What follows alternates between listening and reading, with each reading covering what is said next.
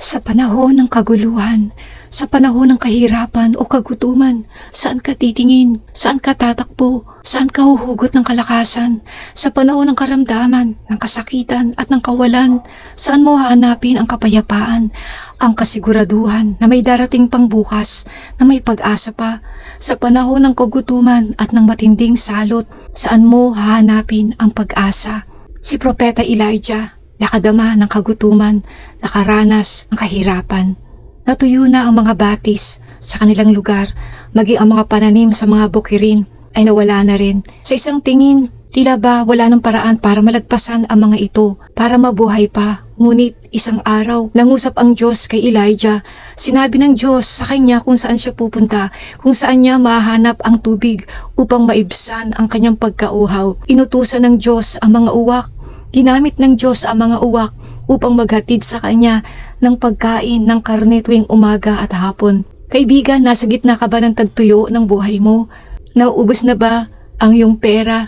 Nauubos na ba ang pera mo sa iyong bulsa, sa iyong pitaka, sa iyong bangko?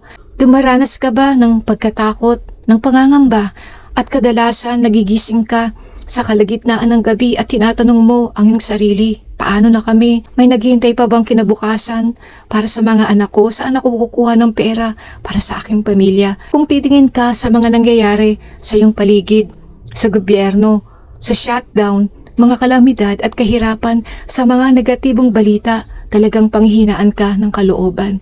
Sa mga sandaling ito, kung ikaw ay dumaranas ng panghihina ng kalooban dahil sa paligid mo, sa mga negatibong bagay na narinig mo, nababasa mo sa mga balita, gusto kitang palakasin sa mga sandaling ito. Kayang gumamit ng Diyos ng kahit sino upang punan ang iyong pangangailangan.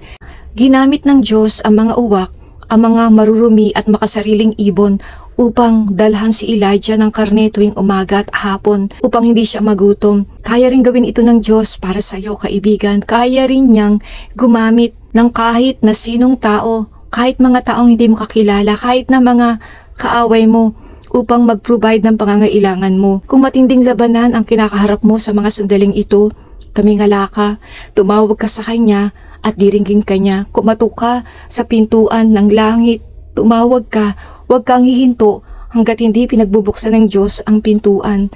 Panghawakan mo ang salita ng Diyos sa Jeremiah 33 verse 3. Tumawag ka sa akin at sasagutin kita at ipahayag ko sa iyo ang mga kahanga-hanga at mahihiwagang bagay na hindi mo pa alam. The Praying Mom, there's power when you pray.